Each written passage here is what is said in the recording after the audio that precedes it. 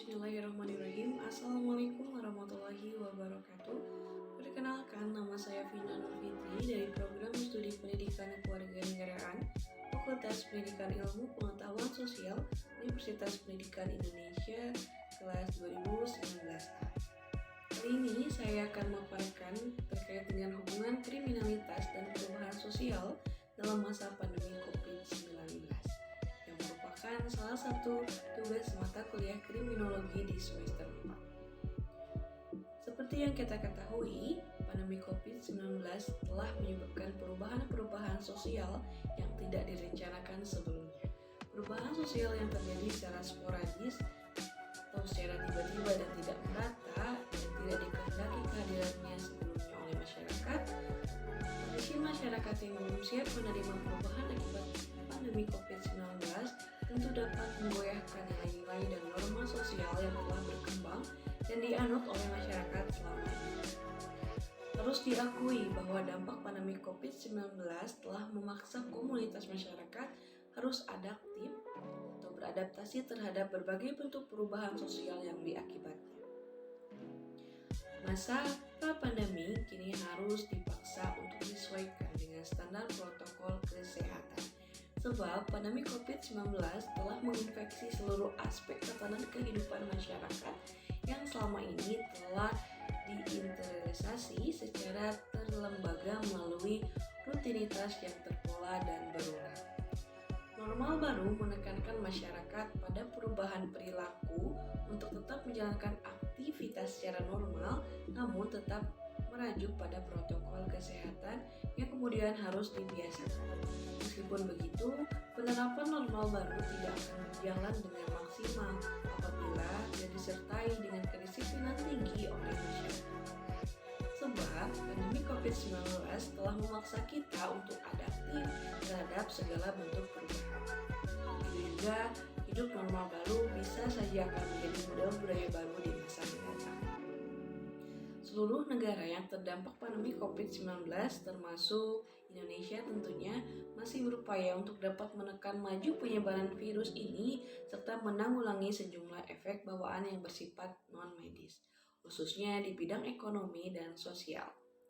Upaya-upaya tersebut dimanifestasikan ke dalam berbagai macam jenis kebijakan seperti relaksasi pajak, realokasi anggaran pembangunan, sosialisasi pola hidup bersih dan sehat atau PHBS, dan pembatasan sosial berskala besar atau PSBB. Tak terkecuali kebijakan Kementerian Hukum dan HAM yang membebaskan kurang lebih 30.000 sekian narapidana. Pertimbangannya untuk mencegah terjadinya penyebaran virus di dalam rumah tahanan maupun lembaga kemasyarakatan. Apalagi di beberapa rumah tahanan maupun lembaga kemasyarakatan telah mengalami over capacity, tentu saja hal tersebut tidak sesuai dengan protokol kesehatan dalam penanganan pandemi COVID-19. Kehidupan sehari-hari di tengah masyarakat akan menghadapi suatu kenyataan berupaya adanya kebutuhan yang harus dipenuhi agar ia bisa bertahan dalam kehidupannya. Selain kebutuhan, ada juga keinginan seorang yang juga menuntut agar bisa terpenuhi terkait dengan adanya penyebaran wabah corona virus SARS-CoV-2 selanjutnya disebut COVID-19 di Indonesia saat ini ternyata ada peningkatan yang cukup drastis terhadap angka kriminalitas di Indonesia. Berdasarkan data hasil riset mengenai tingkat kriminalitas di Indonesia meningkat selama masa pandemi COVID-19. Kurang lebih ada sekitar 40.000 kasus yang ada di seluruh Indonesia. Perkembangan semakin memasuki virus ICC 2019 ini telah menguncangkan bukan saja masalah kesehatan tapi juga ekonomi, bisnis, keuangan, sosial, dan sosial. Penerapan berbagai metode pencegahan penularan juga telah diterapkan di berbagai negara, mulai dari pembatasan sosial dan fisik, karantina rumah, penutupan perbatasan antar negara, penghentian seluruh transportasi dan mobilitas manusia, sampai pada karantina masif atau lockdown.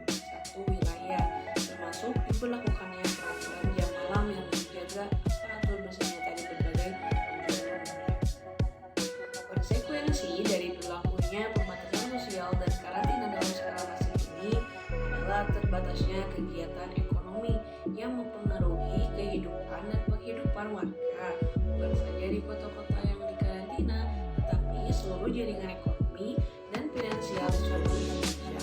Apalagi pandemi COVID-19 telah melanda seluruh negara industri dunia, bahkan telah membatalkan seluruh penerbangan komersial berpenumpang, jelas telah memicu terjadinya depresi ekonomi skala global di masa depan dalam